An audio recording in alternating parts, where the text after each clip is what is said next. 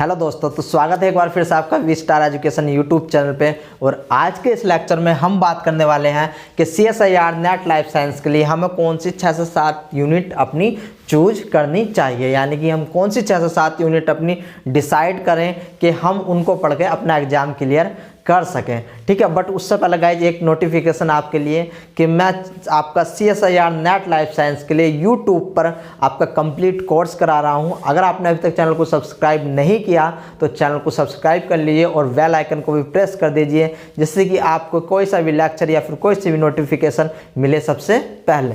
तो आइए अब बढ़ते हैं अपने क्वेश्चन की तरफ। हमारा क्वेश्चन है कि how can we decide 6 to 7 unit. इससे पहले मैं आपको बता चुका हूं कि हमें 6 से 7 यूनिट ही क्यों कवर करनी है। अगर आपने मेरा इससे पिछले वाला लेक्चर नहीं देखा तो उस लेक्चर को भी एक बार ज़रूर देख लेना।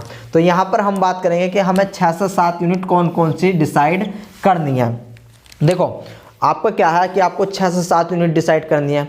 तो आप डिसाइड कैसे करोगे कि एक तो आपके यूनिट जो होनी चाहिए वो इजी होनी चाहिए, दूसरी यूनिट ऐसी होनी चाहिए जिससे आप पढ़ते हुए आ रहे हो, ठीक है, और तीसरी यूनिट ऐसी होनी चाहिए जो कि आपकी रिसर्च एरिया मतलब उस पर रिसर्च कम हुआ हो, ठीक है ना। तो आपको ऐसी 3 यूनिट आपको मतलब ये 3 बातें ध्यान रख के आपको यूनिट अपने सिलेक्ट करनी है, ठीक है। जो आपका रिसर्च एरिया मैं इसलिए बोल रहा हूँ क्योंकि देखो, जैसे आपका डेवलपमेंटल बायोलॉजी है, डेवलपमेंटल बायोलॉजी क्या होता है, जब भी आपकी लेटेस्ट कोई बुक आती है तो उसमें कुछ ना कुछ आपका जो है रिसर्च का एक काम आता रहता है, या फिर जितने भी आपके पेपर पब्लिश होते हैं, ठीक है, उनमें कुछ ना कुछ रिसर्च का एरिया आता रहता है। तो अगर आप वो पोर्शन छोड़ दोगे और आप उन पोर्शन को ज़्यादा लेकर के चलोगे जो यूनिवर्सल है, यूनिवर्सल मतलब जिनमें कोई इतना ज़्यादा रिसर्च नहीं हो रहा, जो मतलब कि वहीं पर टिके हुए हैं, तो बे यूनिट आपको ज़्यादा स्कोर प्राप्त करवा सकती है, ठीक है। तो अब आपको 3 बातें याद रखनी है कि इजी होनी चाहिए, हमारी पहले की पढ़ी हुई होनी चाहिए,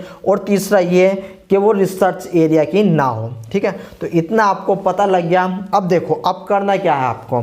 आप अपने मास्टर में हो, इस समय मैं मान करके चल रहा हूँ आप अपने मास्टर में हो, यानी कि या तो आप MSc कर रहे हो या फिर आपने MSc कर ली है, ठीक है, या फिर अगर आपकी 4 इयर्स की आपकी ग्रेजुएशन है तब भी आप डायरेक्ट CSIR के लिए एलिजिबल हो। तो हम यहाँ पर ये बात नहीं कर रहे कि कौन एलिजिबल है कौन नहीं, उसके लिए मैं दूसरी सेपरेट वीडियो बनाने वाला हूँ। मैं भी मान करके चल रहा हूँ कि आप MSc में हो या फिर आपका ग्रेजुएशन जो 4 इयर्स का होता है आप उसके लास्ट ईयर में हो, ठीक है। तो यहाँ पर देखो, आपके पास MSc में कोई ना कोई एक सब्जेक्ट होता है, लाइक आपके पास जियोलॉजी हो सकती है, आपके पास बॉटनी हो सकती है, माइक्रोबायोलॉजी हो सकती है, बायोकेमिस्ट्री हो सकती है, या फिर बायोटेक्नोलॉजी हो सकती है। इवन इसके अलावा भी आपके पास बायो इन्फॉर्मेटिक्स, मॉलिक्यूलर बायोलॉजी और भी अलग अलग प्रकार के जो जिनसे आपकी MSc होती है वे सब्जेक्ट हो सकते हैं, ठीक है। बट मैं भी इनको मान करके लेकर चल रहा हूँ कि आपके पास zoology, botany, microbiology, biochemistry and biotechnology में से कुछ ना कुछ अपने MSc में था, ठीक है। तो देखो, अब जूलॉजी वाले सुनो, जो जूलॉजी वाले हैं उससे पहले एक बात और, आप देख रहे होंगे कि आपका इस सिलेबस इसमें 13 यूनिट होती है। पहली यूनिट आपकी मॉलिक्यूलर इंटरेक्शन जिसको हम बायोकेमिस्ट्री के नाम से जानते हैं, दूसरी आपकी सेल बायोलॉजी के नाम से जानी जाती है, तीसरी यूनिट आपकी मॉलिक्यूलर बायोलॉजी के नाम से जानी जाती है, चौथी यूनिट आपकी सेल सिग्नलिंग के नाम से जानी जाती है, 5वीं यूनिट आपकी डेवलपमेंटल बायोलॉजी के नाम से जानी जाती है, 6ठी यूनिट आपकी प्लांट फिजियोलॉजी के नाम से जानी जाती है, 7वीं यूनिट आपकी एनिमल फिजियोलॉजी, 8वीं unit genetics, 9th unit diversity, आपकी 10th जो यूनिट होती है वो इकोलॉजी एंड देन इवोल्यूशन, उसके बाद अप्लाइड बायोलॉजी, देन आपका मेथड जो आपकी टेक्निक होती है, ठीक है। तो आप इन यूनिट के नाम जरूर याद रखना अगर आप एक नए एस्पिरेंट है CSIR के लिए, तो ठीक है। वैसे तो अगर आपको सिलेबस देखना है मेरे टेलीग्राम चैनल पे आपको इसका कंप्लीट सिलेबस मिलने वाला है। तो अगर आपने अभी तक टेलीग्राम चैनल को ज्वाइन नहीं किया तो टेलीग्राम चैनल को जरूर ज्वाइन कर लेना, लिंक मैं आपको डिस्क्रिप्शन बॉक्स में दे दूंगा। आपको डिस्क्रिप्शन बॉक्स में हमारे व्हाट्सअप का लिंक मिलेगा जहाँ पर आप अपनी कोई भी क्वेरी अपने डाउट पूछ सकते हो, ठीक है। तो देखो, जो आपके जूलॉजी वाले हैं, जूलॉजी वालों को unit number 9 and unit number 7 कभी नहीं छोड़नी, ठीक है। यूनिट नंबर 9 आपकी डाइवर्सिटी की है, यूनिट नंबर 7 आपकी एनिमल फिजियोलॉजी से रिलेटेड है, ठीक है। जबकि जो बॉटनी वाले हैं, बॉटनी वालों को यूनिट नंबर 6 जो कि आपकी प्लांट फिजियोलॉजी से रिलेटेड है, ये कभी नहीं छोड़नी है। ठीक है, माइक्रोबायोलॉजी है, माइक्रोबायोलॉजी वालों को जानकर बहुत ज़्यादा दुख होगा कि CSIR के लिए कोई सेपरेट यूनिट नहीं बनाई गई माइक्रोबायोलॉजी को, बट माइक्रोबायोलॉजी वालों को ये जान करके बहुत ही खुशी मिलेगी कि वे कॉम्बिनेशन ऑफ यूनिट पढ़ सकते हैं। जैसे यूनिट नंबर 1 जिसमें बायोकेमिस्ट्री आती है, क्योंकि बायोकेमिस्ट्री का वो थोड़ा बहुत पोर्शन पढ़ लेते हैं। यूनिट नंबर 2 जो सेलुलर बायोलॉजी होती है, जिसमें वे जो प्रोकैरियोटिक सेल बायोलॉजी तथा यूकैरियोटिक सेल ऑर्गेनल, जैसे प्लाज्मा मेम्ब्रेन हो गया आपका, या फिर सेल ऑर्गेनल उनके फंक्शन हो गए, सेल साइकिल हो गई, माइक्रोबियल फिजियोलॉजी हो गई, तो उन सबको वे पढ़ सकते हैं। यूनिट नंबर 3 पढ़ सकते हैं मॉलिक्यूलर बायोलॉजी, जिसमें DNA replication, DNA repairing, mutation, ये केस आ जाते हैं आपके, RNA synthesis, protein synthesis, gene regulation. ठीक है, मॉलिक्यूलर बायोलॉजी वाले। यूनिट नंबर 4 भी पढ़ सकते हैं, जिसमें वे इम्यूनोलॉजी पढ़ सकते हैं। इसके साथ साथ अप्लाइड बायोलॉजी यूनिट नंबर 12, यानी कि माइक्रोबायोलॉजी वाले इतनी सारी यूनिट, यानी कि अगर माइक्रोबायोलॉजी ने अपने MSc टाइम में ये सब पढ़ा हुआ होता है, बट दिक्कत उनके साथ प्रॉब्लम एक आती है कि उन्होंने अपने डिटेल में नहीं पढ़ा हुआ होता, डेप्थ में जा करके नहीं पढ़ा हुआ होता है। ठीक है, इसके बाद बायोकेमिस्ट्री वालों के लिए चलते हैं। जो बच्चे बायोकेमिस्ट्री से MSc कर रहे हैं उनके लिए यूनिट नंबर 1 होने वाली है टोटल। ठीक है, unit number 1, unit number 2, unit number 3 वे अपना सिलेक्ट, मतलब कि उन्होंने वो पहले से पढ़ी हुई है। देखो इसमें मैं क्या बता रहा हूँ, इसमें मैं आपको बता रहा हूँ कि आपने कौन सी यूनिट पढ़ रखी है, तो आपके लिए कौन सी यूनिट इजी होने वाली है। अभी मैं आपको 6 से 7 यूनिट नहीं बता रहा, वो भी बताने वाला हूँ इसके साथ। ठीक है, इसके बाद BT वालों के लिए यूनिट नंबर 12, BT वालों के लिए unit number 12, unit number 13 and unit number आपकी 1, 2, 3। ठीक है, तो ये इंपॉर्टेंट होने वाली है। तो अब देखो ये आपके लिए था, तो इन यूनिट को अगर जूलॉजी वाले हैं, unit number 9, unit number 7 never drop. आपका बॉटनी वाले हैं यूनिट नंबर 6, आप किसी भी हालत में नहीं छोड़ सकते हैं। माइक्रोबायोलॉजी वाले हैं 1st, 2nd, 3rd, 4th, आपकी 12th यूनिट कभी भी मत छोड़ना। BT वाले हैं, BT वाले यूनिट नंबर 12, यूनिट नंबर 13, ये आप कभी भी मत छोड़ना। ठीक है, तो अभी हमने इतनी बात की, अब इससे आगे चलेंगे कि देखो अब आता है हमारा मेन क्वेश्चन।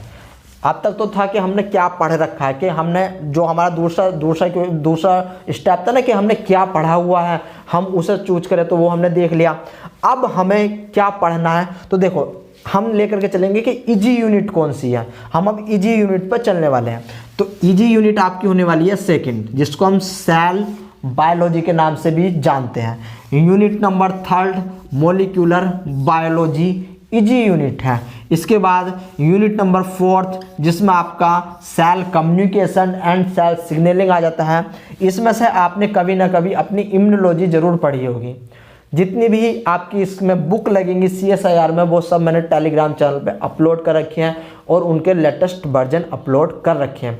जैसे प्लांट फिजियोलॉजी के लिए तेज एंड जिगर हो गई, डेवलपमेंटल बायोलॉजी के लिए गिलवर्ट हो गई, गिलवर्ट का 12th एडिशन हो गया, तो वे सब मैंने अपने टेलीग्राम चैनल पे अपलोड कर रखे हैं। अगर आपको बुक चाहिए तो आप टेलीग्राम चैनल पे जा कर के वहाँ से बुक डाउनलोड कर सकते हो। और अगर आपको सिलेबस चाहिए CSIR का, तो आप चैनल पे जाओ, टेलीग्राम चैनल पे 1 तारीख में जाओ, 1 तारीख में आपको सिलेबस मिल जाएगा। ठीक है ना, CSIR का।